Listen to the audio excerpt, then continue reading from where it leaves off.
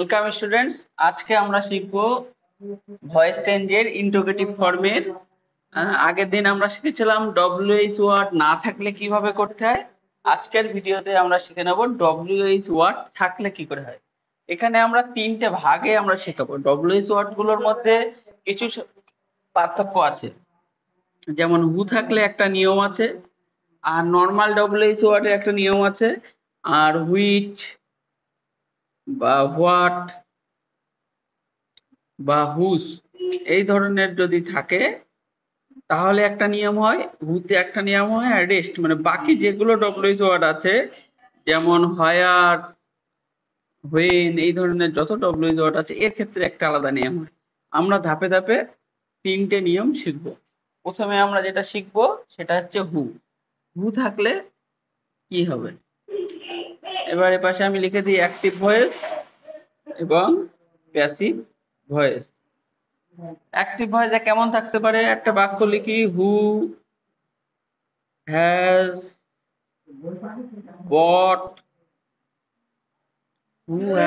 Bot the pen. একটা যে কোনো একটা আমি বাক্য লিখলাম। দেখো, আমি একটা উদাহরণ দিয়ে শেখাচ্ছি, এটা তোমরা অন্যভাবে এমনি গঠন ভাবেও শেখানো যায়। তাহলে who has bought the pen, এখানে আমরা কি শিখেছি, ডব্লিউএইচ মানে সাবজেক্ট এখানে কে, দেখো তো হিসাব করে। পেন কিনেছে, কে কিনেছে, এখানে দেখো এই হুটাই কিন্তু সাবজেক্ট, হুটাই কে, ওখানেই প্রশ্ন, সাবজেক্টটাকে এটাই প্রশ্ন।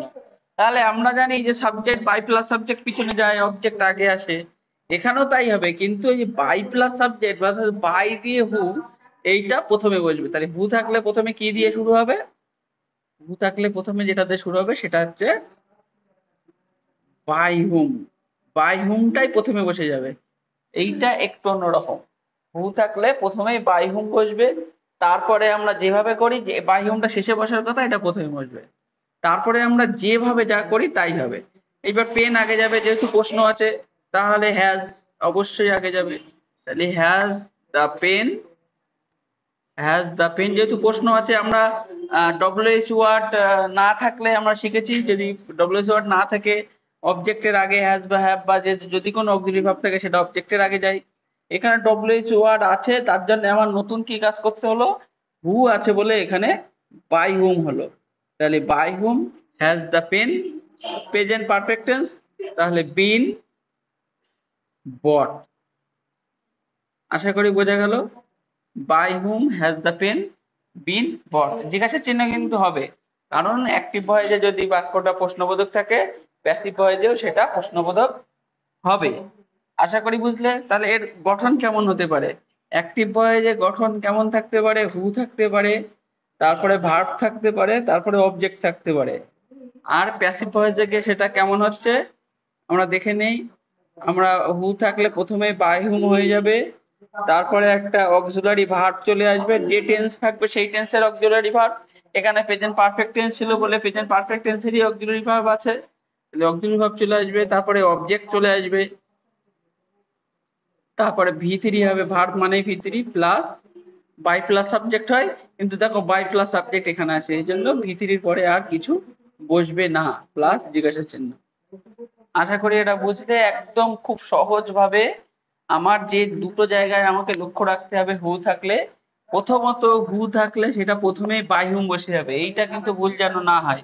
এবং বাকি অংশটা যেমন ভাবে আমরা অন্য আগে শিখেছি সেইভাবেই করব। ডব্লিউএইচ ওয়ার্ড না থাকলে অবজেক্টটা আগে যাবে, যে অক্সিলারি ভার্ব আছে সেটা এখানে সাবজেক্টের আগে থাকে, যেটা এখানে অবজেক্টের আগে বসবে, এবং যেভাবে ভিতরি হয় তোমরা এটা জানো, এটা তোমাদের বলার দরকার নেই।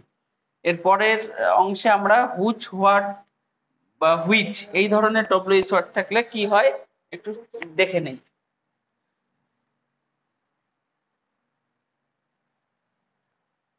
তাহলে ধরো হোয়াট দিয়ে একটা আমরা যদি বাক্য লিখি, একটা একটা বাক্য লিখে আমরা শিখে নিই। হোয়াট দিয়ে যদি একটা বাক্য লিখি, what plus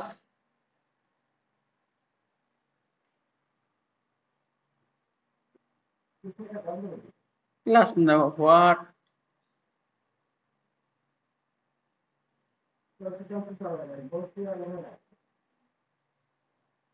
music, what music are you listening, একটা যে কোনো একটা বাক্য লিখবে।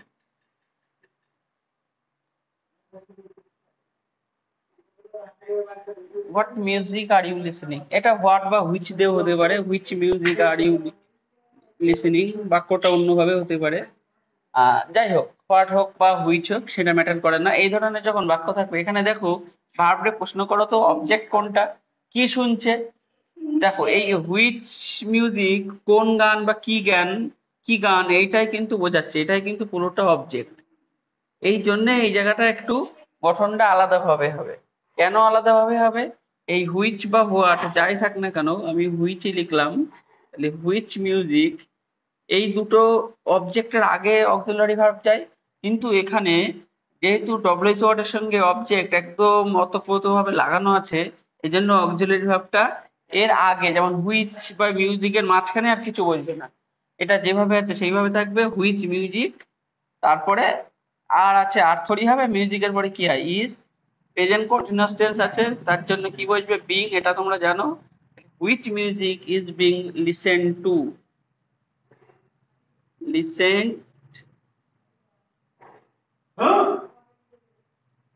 লিসেন্ট এর পরে টু হয় অ্যাপ্রোপ্রিয়েট প্রিপোজিশন, এটা তোমরা পরবর্তীতে তোমাদের অ্যাকচুয়ালি বাড়ি ভোকাবুলারিতে এগুলো পড়তে হবে, appropriate preposition, idioms, phrasal verb, এগুলো মুখস্থ করতেই হবে। লিসেন টু বাই, কে গান গাচ্ছিল, ইউ, বাই ইউ দিয়ে জিজ্ঞাসা চিহ্ন। তাহলে এখানে যেটা হলো, তোমরা যে ভুলটা করতে পারো, যেহেতু এখানে অবজেক্ট আমার মিউজিক মনে হচ্ছে, এই ইসটা অক্সিলারি ভার্বটা মিউজিকের আগে দেওয়ার কথা।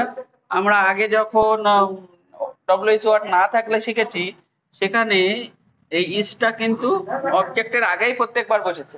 কিন্তু এই ক্ষেত্রে হোয়াট ইজ মিউজিক বিং, এটা এই ভুলটা করাই স্বাভাবিক তোমাদের, কিন্তু এখানে সেটা করা যাবে না, তার কারণ এটা হুইচ আর মিউজিক এগুলো লিঙ্কড আছে। এরকম আর একটা উদাহরণ আমি দেখাই, হুজ, হুজ দিয়ে, ধরো whose pen do you want, একটা বাক্য, কার পেন তুমি চাও, whose pen did you, whose pen did you get, তুমি কার পেন পেয়েছো, একটা বাক্য, পেলে, কার পেন তুমি পেলে।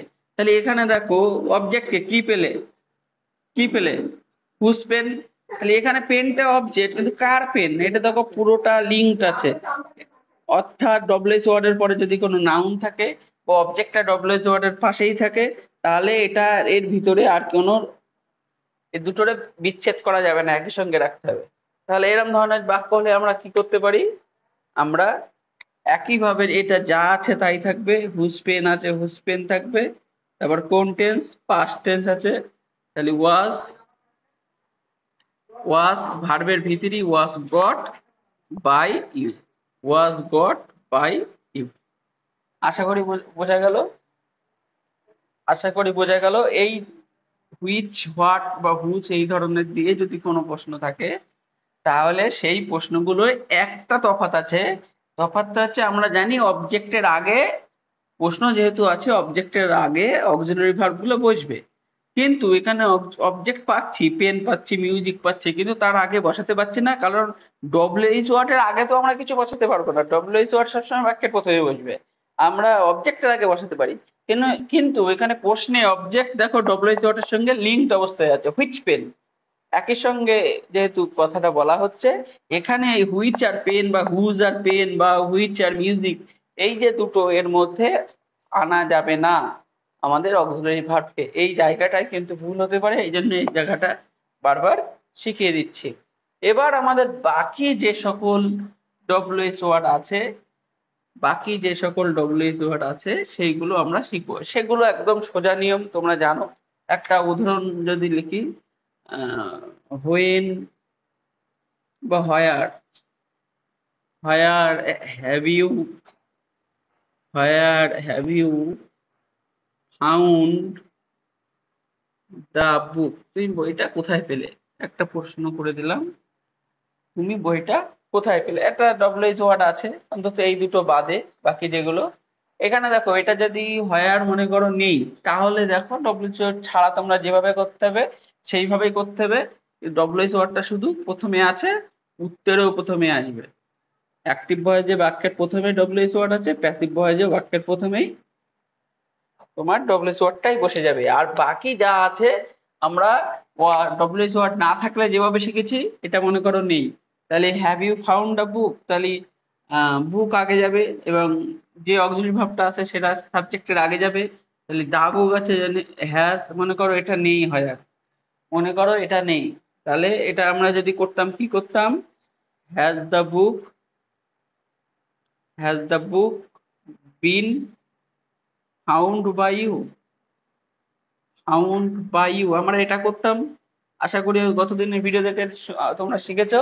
তাহলে এই ক্ষেত্রেও কিন্তু আমরা তাই করব, আমরা ডব্লিউএস ওয়ার্ড বাদে যে অংশটা আছে সেটারই প্যাসিভ ভয়েস যে নিয়মে হয় করব, শুধু ডব্লিউএস ওয়ার্ডটা যা আছে সেটা সরাসরি নিচে নেমে যাবে। এটা একদম সোজা, এখানে কোনো রকম আলাদা শেখার কিছুই নেই, শুধু ডব্লিউএস ওয়ার্ডটা নিচে যে নেমে যাবে এবং এমনি ইন্টারোগেটিভ সেন্টেন্স যেমন হয় ডব্লিউএস ওয়ার্ড ছাড়া সেইভাবেই গঠন হবে। এটা একদম সোজা, এটাও তোমরা বুঝলে। এইগুলোর পরে দেখবে অবজেক্টটাই একদম পাশে বসে যাবে, হুইচ হোয়াট বা হুজ এর পাশে। এই অবজেক্ট যখন পাশে বসে যাবে, আমরা দেখো এখানে অবজেক্টের আগে এই বুক, তার আগে অক্সিলারি ভার্ব নিয়ে এসেছি, এটা আমাদের নিয়ম, আমরা বারবার শিখেছি। প্রশ্ন করতে গেলে সাবজেক্ট বা অবজেক্ট, এখানে যেহেতু ভয়েস বলে অবজেক্টটা প্রথমে বসেছে, নয়তো সাবজেক্টের আগে অক্সিলারি ভার্ব যায়।